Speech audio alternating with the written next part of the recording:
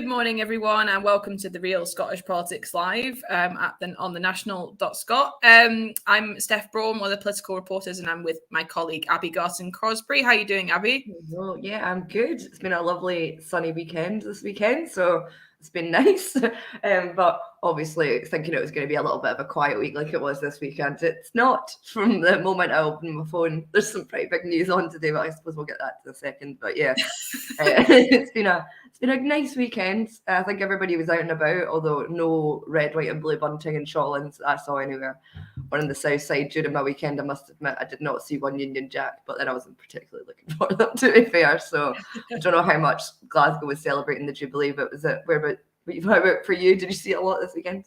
I couldn't tell you because I was in the middle of nowhere on Saturday at a wedding near Biggar. I'm talking the middle of nowhere. There was nothing around it. So there was certainly no bunting at the wedding. So I can't say I've seen an awful lot, to be honest. Most people are probably like fingers and ears doing something else this weekend anyway. So yeah.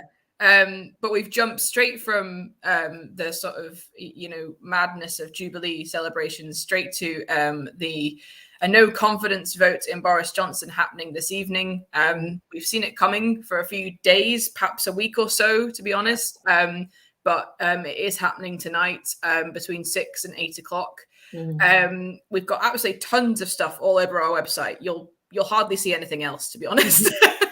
the same everywhere as well. Yeah, absolutely. Yeah, it will be. It's the biggest story of the day by some stretch. And we've got all sorts of different pieces breaking the whole sort of thing down for you all. So, I mean, what did it shock you, the timing of it, Abby, at all, or Not when I thought about it after, coming after my first coffee of the day, and I had a real decent think about it. I think it's quite clear they waited till after the Jubilee. I mean, it's the day after, essentially. I wonder how much. I mean, I have no idea when the timing of these letters came in, but they did say that there was over the amount. It was exceeded the 54 letters. Yes. So I wonder how much that the booing that Boris and Carrie got.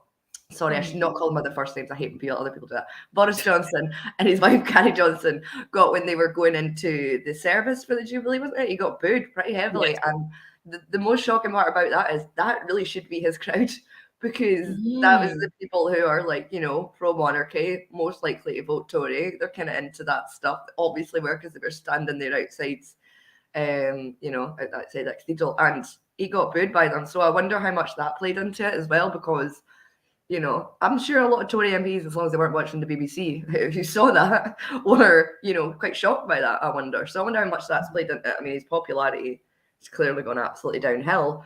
But I think the most shocking thing about it is that we still have to wait for these bunch of Tory MPs to make a decision, and that nobody else can get, any sort of say. So, yeah, I think it's going to be a long day, because the vote isn't until 6 o'clock. No, it's not, yeah. So, yeah, it's going to be a long day of, Tory MPs who are saying, no, we totally support him, blah, blah, but you don't know what they're actually going to do in private, because it's an anonymous vote. So, yeah, it's going to be a lot going on. Alistair Jacks already came out this morning saying that he's back in the Prime Minister. He said that he showed tremendous leadership at home and abroad, which is his sign-off for it. So, yeah, it's quite interesting. But also another popular Scottish story, another main Scottish story, Ruth Davidson, she retweeted a letter from Jessie Norman this morning. Now, you've written up about that. Can you tell us a bit more about that? Because Davidson said, how right he is. And I thought you can see that split between her and Douglas Ross, but I can get to that in a bit. Yeah, we'll be keeping an eye on what Douglas Ross says. But yeah, Jessie Norman, who is the MP for Herefordshire, Herefordshire and South Herefordshire, I think it is. He sent a letter to the 1922 committee, but many people have, but this has been sort of widely regarded as the most scathing one yet, because it goes way beyond Partygate and starts ripping into Boris Johnson on various controversial policies that people have seen the Tory government put forward over the past few months, such as the privatisation of Channel 4, sending asylum seekers to Rwanda. He's criticised both of those. He talked about, what else did he talk about?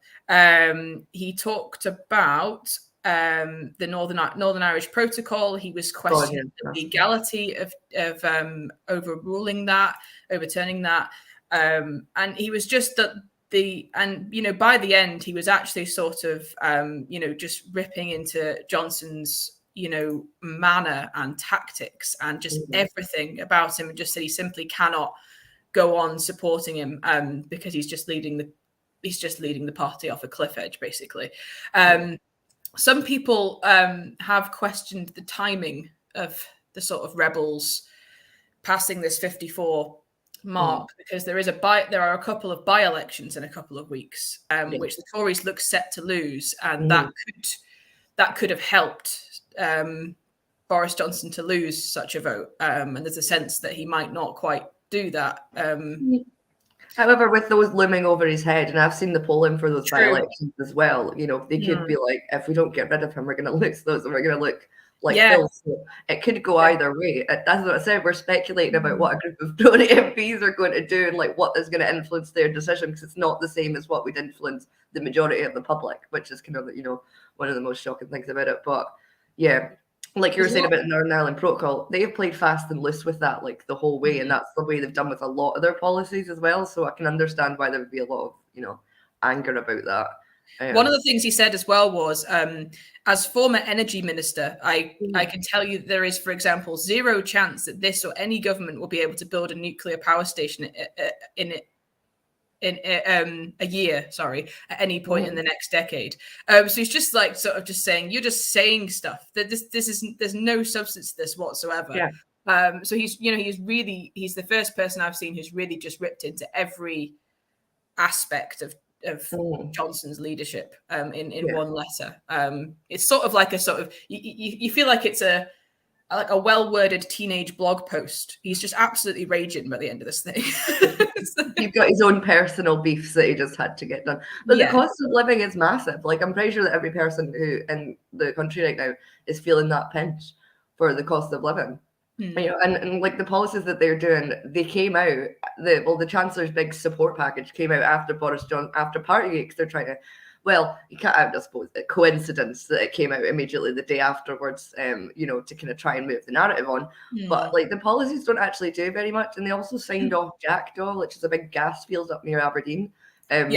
When there's supposed to be no more exploration of oil and gas, that they, sort of committed to COP26. So that was a very watered down commitment, to be fair. But yeah, the rhetoric and like the rhetoric coming out of the UK government compared to the actions is just two different things, and it's like constant. So yeah, I can understand why people would start to get annoyed about that. But yeah, you sort of wake up every morning and there's something else, isn't there? That's what it's felt like over the past few months. The Tory MPs have also been sent an interesting fact sheet of reasons why they should support the Prime Minister. It starts by saying, we can put the distraction of the past months behind us, unite and focus on getting on with the job. People are anxious and struggling with the cost of living crisis caused by global inflation and soaring energy prices, and this would be extremely harmful to the UK and to the Conservative Party to launch a distracting, divisive and destructive leadership contest. They're familiar words, aren't they? So is that getting on with the job? I'm sick of hearing that phrase. That excites me up the wall. They always say that. We're just gonna get on with the day job. Forget all the scandals. We're getting on with the job. It's like, oh my God, please stop. But yeah, that'll be a very interesting day, I think, today with that going on. I think we'll have stuff on the website throughout the day, and we will be seeking some sort of answer from Douglas Ross later on. Whether or not we get it is the question. I mean, he kind of ducks and dives in Parliament, and obviously he'll be down south today. I assume voting, unless he's abstaining, just so he doesn't have to make a decision. For those who aren't aware, Douglas Ross first called for the Prime Minister to resign, then rode back on it and said he'd withdrawn his letter because of the Ukraine war. And then after the Sue report came out, he said that Boris Johnson should go when the war is over. But he claims he only flipped once, but I don't see that as one flip. I see that as at least two. So so he's flip-flopping. So he's kind of backed himself into a corner here, because does he vote against the Prime Minister and stick with his first decision, or does he vote to keep him? You know what I mean? Like, he's put himself in a position where whatever he does, he's going to look silly. You know? Yeah, just to make it clear, Douglas Ross is an MSP and an MP, so he will get a vote. Because I often forget that myself. Yeah, because he's hardly in Westminster. Yeah.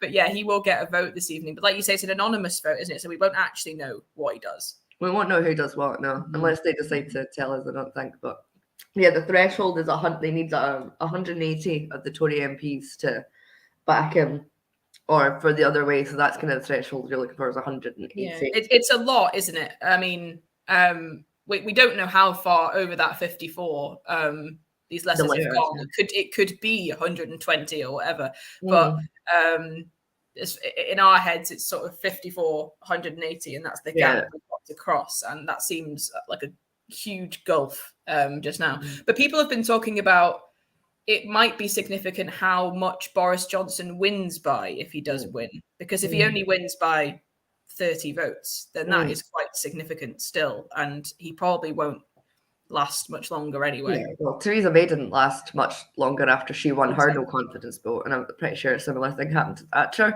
but I don't want to say that 100%. Yeah. But winning and not necessarily winning if you win a vote of no confidence in the Tory party, because, you know, there'll be people lining up, you know, their bids for leadership today, you know, sneakily behind the scenes, I imagine, while this is all going on.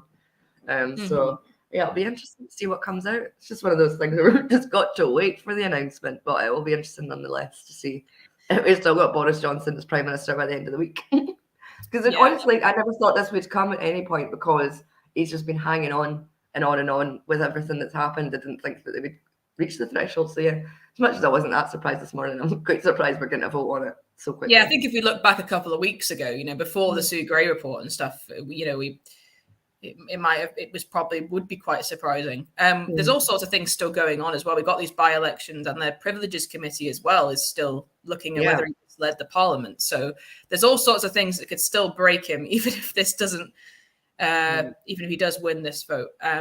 So we shall see. But that we'll have all of it on the national.scot throughout the day and this evening. So you'll be able to keep up with everything that's going on there. But for now, we'll see you tomorrow. We will indeed. Thanks very much. Bye. Bye.